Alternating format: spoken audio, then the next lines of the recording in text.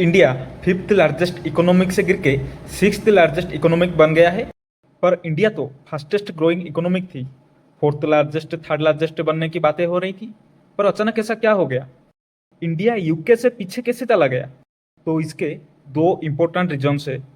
सबसे पहला रीजन ये है कि जीडीपी कैलकुलेशन करने का तरीका ही चेंज हो गया है। इंडिया ने अपना बेस ईयर अपडेट कर दिया है। 2011 और 2012 से चेंज करके 2022 और 2023 कर दिया है। अब इसका मतलब यह है कि इकोनॉमिक को मेजर करने का लेंस ही बदल गया है। पहले जो कैलकुलेशन हो रहा था उस पे कुछ सेक्टर का वेट ज्यादा था और कुछ सेक्टर का कम था, और कुछ में तो ओवर एस्टिमेशन भी हो रही थी। जब नए बेस ईयर से कैलकुलेशन किए तो पता चला कि नॉमिनल जीडीपी कम है। पहले हम जितना सोच रहे थे उससे थोड़ा कम है।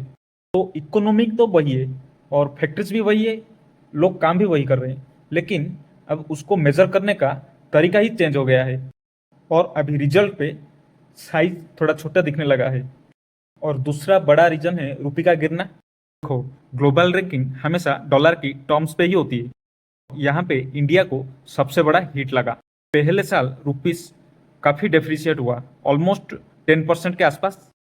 अब सिंपल सी बात यह है कि जब आप इंडिया पे काम कर रहे हो और वही पैसा अगर आप डॉलर पे कन्वर्ट करोगे तो वो कम ही हो जाएगा।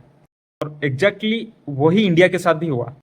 लेकिन रियल में इंडिया पे इकोनॉमिक ग्रो हो रहा है, लेकिन डॉलर पे उसका साइज इतना फास्ट नहीं बढ़ रहा है जितना बढ़ना चाहिए। और अब इसमें यूके का एंगल भी समझना जरूरी है। यूके का पाउंड रिलेटिवली स्ट्रांग दिखा जिसके वजह से, और उनका जीडीपी डॉलर टर्म से बेटर दिखा जिसके वजह से इंडिया को वो पीछे छोड़ दिए। इसी वजह से इंडिया अभी सिक्स्थ पोजीशन पर है। और सिर्फ इंडिया की रैंकिंग ही नहीं बदली, फ्यूचर पे जितना भी नंबर है वो सब नीचे आ चुके हैं। जो एस्टिमेट 6 महीने पहले ऑप्टिमिस्टिक था वो अब उसे रियलिस्टिक कर दिया गया है। और जो फाइनेंशियल ईयर 2028 का हमारा जो प्रोजेक्शन था कि 4.96 ट्रिलियन डॉलर का था, अब वो गिर के 4.58 ट्रिलियन डॉलर का आ चुका है। लेकिन अब इसमें गुड न्यूज़ ये है कि आईएमएफ खुद कह रहा है कि ये टेम्पररी फेज है।